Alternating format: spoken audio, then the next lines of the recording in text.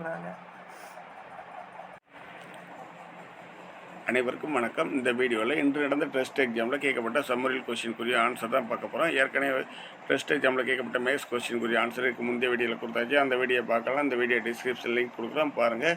இப்போ சம்மரில் கேட்கப்பட்ட கொஸ்டினுக்கு ஆன்சர் பார்த்தலாம். ஃபஸ்ட்டு வந்து 51வது கொஸ்டினாக பொறுத்து கொடுத்துருக்காங்க.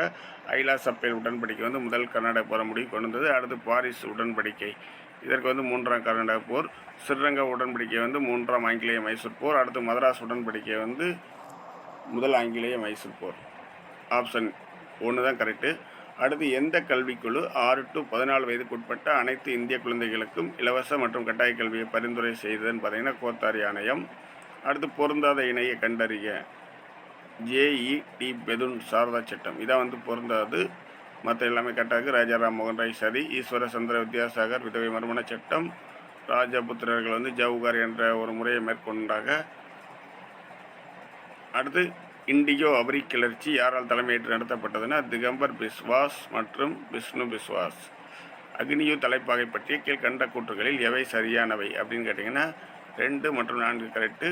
சிலுவை சின்னத்துடன் கூடிய ஐரோப்பிய தொப்பியை ஒத்திருந்தது. அடுத்து வந்து இது வேலூர் கழகத்துக்கு உடனடி காரணமாக அமைந்தது. 3வது ஆப்ஷன் அவன் கொடுத்துருக்காங்க பார்த்தீங்களா, இந்து மற்றும் முஸ்லீம்கள் ஏற்றுக்கொண்டனர் இருக்குது. இது வந்து தவறான ஆப்ஷன் முற்றிலும். அதனால் 2 மற்றும் 4 இதுதான் கரெக்டான ஆப்ஷன். அடுத்து டேஸ் என்ற இடத்தில் முதல் முறையாக நவீன முறையில் எஃகு ஊருக்கு தயாரிக்கப்பட்டதுன்னா குல்டி.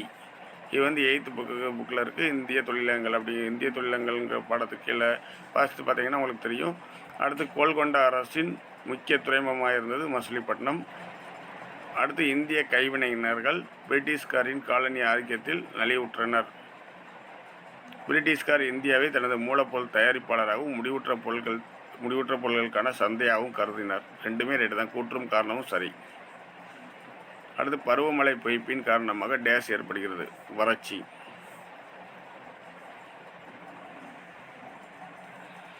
அடுத்து தாவரங்களில் உள்ள நீர் ஆவியாகி வளிமண்டலத்திற்கு செல்லும் செயலாக்கம் டேஸ் ஆகும்னா நீர் உட்கசிந்து வெளியிடுதல்.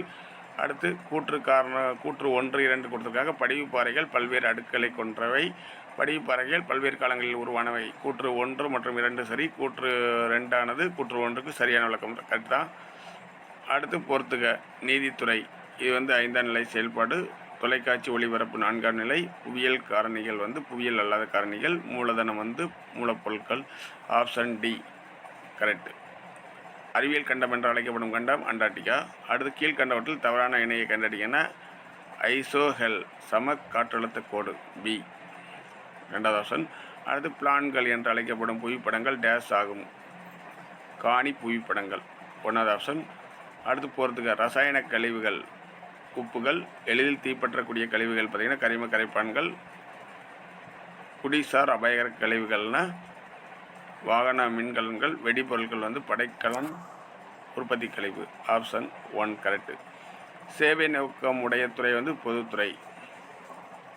அடுத்து பரிமாற்றத்திற்கு பணத்தின் சமீபத்திய வடிவங்களில் வந்து பொருந்தாத ஒன்று பார்த்திங்கன்னா பண்டமாற்று முறை. இது வந்து பழைய காலத்தில் மேற்கொள்ளப்பட்ட முறை, இது வந்து இப்போ பொருந்தாது. அடுத்து சேமிப்பு குறுகிய கால அளவான அவசர தேவைகளை நிறைவேற்றும், இது வந்து சரியாக ஸ்கேன் பண்ணல. இதுக்கு ஆப்ஷன் பார்த்திங்கன்னா 2. கூற்று 1 மற்றும் 1 சரி, ஆனால் 2 வந்து தவறு. கூட்டுத்துறை நிறுவனங்களுக்கு ஒரு எடுத்துக்காட்டு வந்து இந்திய செயற்கை ரப்பர் நிறுவனம். அடுத்து களப்பொருளாதாரத்தை ஆதரித்தவர் யாருன்னு பார்த்திங்கன்னா ஜவஹர்லால் நேரு. அடுத்து பாலியல் குற்றங்களிலிருந்து குழந்தைகளை பாதுகாக்கும் சட்டம் போக்சோ சட்டம் 2012. பொருந்தாத ஒன்றை கண்டுபிடிக்கிட்டிருக்காங்க. இந்த லாஸ்ட் ஆப்ஷன் தான் வேக கட்டுப்பாடு அளவுன்னு ஒன்று கொடுத்துருக்காங்க, அதான் ஆப்ஷன் பொருந்தாத ஒன்று. அடுத்து எந்த பாதுகாப்படை முக்கிய அரசாங்க கட்டடங்கள் டெல்லி மெட்ரோ மற்றும் விமான நிலையத்தை பாதுகாக்கிறதுனா மத்திய தொழிலக பாதுகாப்படை.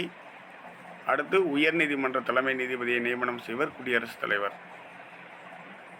நெக்ஸ்ட் வீடியோவில் அடுத்தடுத்த பகுதிகளுக்கான விடைகளை கொடுத்துருவோம். வீடியோ தொடர்ந்து பாருங்கள். நம்ம சேனல் பிடிச்சிருந்தால் லைக் பண்ணுங்கள், சப்ஸ்கிரைப் பண்ணுங்கள். இந்த வீடியோ பிடிச்சிருந்தால் மற்றவங்களுக்கு ஷேர் பண்ணுங்கள். தேங்க்யூ.